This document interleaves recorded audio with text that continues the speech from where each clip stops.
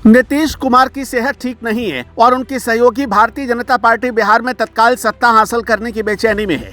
नीतीश कुमार के Bihar business connect 2024 के कार्यक्रम में नहीं जाने से अटकलें तेज हो गई हैं। उनकी प्रगति यात्रा पर संदेह के बादल मंडरा रहे हैं। अगर सचमुच नीतीश की सेहत ठीक नहीं तो ये तय माना जाना चाहिए कि बिहार की राजनीति में बड़ा बदलाव होगा। भाजपा इसे मौका मान रही है और उसने अपना दांव चलना शुरू कर दिया है। भाजपा चाहती है कि नीतीश कुमार की सेहत के हवाले उनको हटाकर भाजपा का मुख्यमंत्री बना दिया जाए। उसके बाद भाजपा अपने मुख्यमंत्री के साथ 1 साल तक राजनीति करे और उसके चेहरे पर चुनाव में जाए। लेकिन इस योजना पर अमल आसान नहीं होगा। बताया जा रहा है कि इस पर अमल के 2 फॉर्मूले बने हैं। पहला फॉर्मूला तो यह है कि जेडीयू के किसी दूसरे नेता को पार्टी की कमान दिलाई जाए, यानी नीतीश कुमार की जगह किसी और को राष्ट्रीय अध्यक्ष बना दिया जाए और उससे फैसला कराया जाए कि जेडीयू के 45 विधायक भाजपा के मुख्यमंत्री का समर्थन करेंगे। इसमें मुश्किल यह है कि जेडीयू के सभी 12 सांसद और 5 राज्यसभा सांसद तो भाजपा के साथ है, लेकिन विधायकों में करीब 20 ऐसे हैं जो भाजपा के साथ जाने में सहज नहीं है।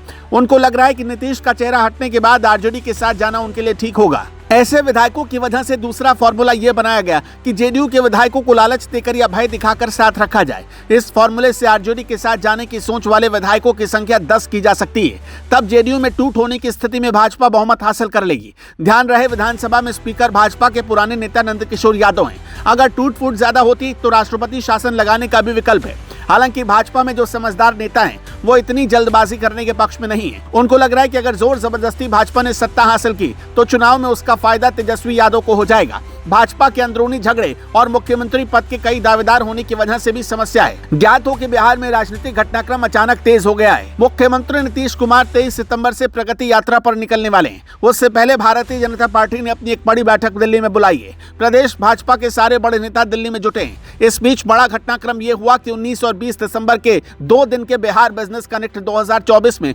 मुख्यमंत्री शामिल नहीं हुए। इस कार्यक्रम का प्रचार महीनों से हो रहा था। देश भर के उद्योगपति पटना पहुंचे थे। दूसरे राज्यों में मुख्यमंत्री कारोबारियों से मिलते जुलते हैं और उन्हें भरोसा दिलाते हैं, लेकिन मुख्यमंत्री न तो औपचारिक कार्यक्रम में शामिल हुए और न अनौपचारिक मुलाकातें कारोबारियों के साथ की। दोनों दिन बिहार बिजनेस कनेक्ट का कार्यक्रम भाजपा का कार्यक्रम बनकर रह गया। पहले दिन उप मुख्यमंत्री और वित्त मंत्री सम्राट चौधरी की मौजूदगी में कार्यक्रम शुरू हुआ। दूसरे उप मुख्यमंत्री विजय सिन्हा और उद्योग मंत्री नीतीश मिश्रा मौजूद रहे। ये तीनों भाजपा के नेता हैं। ये उद्योग मंत्रालय का कार्यक्रम था जिसके मुख्य अतिथि नीतीश कुमार थे। 20 दिसंबर को अखबारों में विज्ञापन छपा कि सुबह 11 बजे मुख्यमंत्री बिहार बिजनेस कनेक्ट कार्यक्रम में शामिल होंगे, लेकिन उसके साथ ही यह भी विज्ञापन था कि मुख्यमंत्री 12:15 बजे राजगीर पहुंचेंगे।